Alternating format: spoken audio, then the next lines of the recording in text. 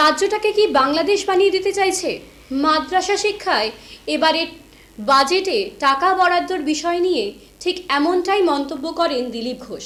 2026-এর নির্বাচনের আগে অন্য জায়গা থেকে লোক আসছে এবং এই রাজ্যে তাদের আধার কার্ডও বানিয়ে দেওয়া হচ্ছে।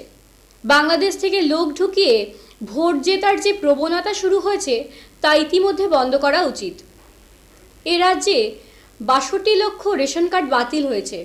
সেই রেশন কার্ডগুলি কাদের প্রভৃতি বিষয় সম্পর্কে প্রশ্ন তোলেন দিলীপ ঘোষ। উল্লেখ্য, খড়গপুরে এসেছেন দিলীপ ঘোষ এবং সেখানেই সকালে মর্নিং ওয়াকে বেরিয়ে সাংবাদিকদের মুখোমুখি হয়ে মুখ খুললেন মন্ত্রী নিজে। ঘাটার মাস্টার প্ল্যান তো বহু বছর থেকে আমরা শুনছি, সিপিএম এর আমল থেকে হয়নি। কেন? মমতা ব্যানার্জি 14 বছর পার করে দিয়ে এখন বাজেটে টাকা দিচ্ছে। তবু সিরিয়াসলি করুন, কাজ শুরু করুন। ওখানকার মানুষ বহুদিন স্বপ্ন দেখছে, বারবার ওনার পার্টির এমএলএ এমপি জিতাচ্ছে। মানুষ সন্তুষ্ট নয় বলে গত বিধানসভায় আমাদের এমএলএ কে জিতিয়েছে ওখানে লোকেরা। তারপরে এখন কান খাড়া হয়ে গেছে। যা করছেন, যদি করতে চান সত্যি সত্যি করুন। কেন্দ্র সরকার সহযোগ করতে সেটাও নেননি।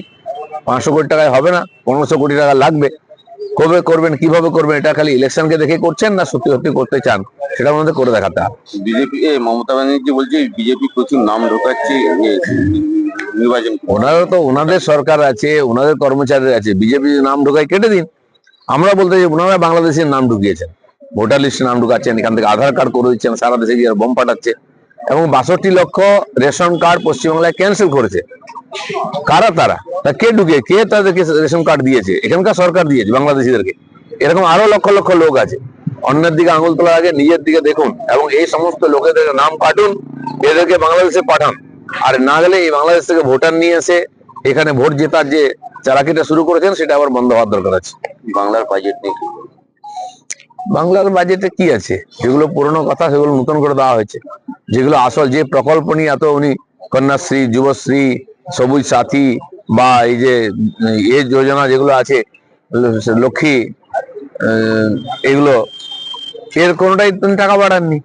তো ভোট এলে মনে পড়ে, ভোট শেষ হলে আবার সব চুপচাপ হয়ে যায়। আবার হয়তো আগামী বছর বাজেটে আবার এইগুলোতে টাকা বাড়িয়ে ভোট নেওয়ার চেষ্টা হবে। সত্যি সত্যি উন্নয়ন কি হয়েছে? কটা ইন্ডাস্ট্রি হয়েছে? উত্তরবঙ্গ বঞ্চিত, তার জন্য দেবেন 800 কোটি টাকা। ইন্ডাস্ট্রির দরকার বলছেন 1400 কোটি টাকা, অথচ মাদ্রাসা শেখার জন্য 5600 কোটি টাকা দিয়েছে। তারপর কি বাংলাদেশ বানাতে চাইছেন এখানে? উনি কি মাওবাদী টেরোরিস্ট তৈরি করতে চাইছেন এখানে? নাকি সরকারি স্কুল তুলে দিয়ে কেবল এখানে আর মাদ্রাসা শিক্ষা হবে? সেটা পরিষ্কার করুন।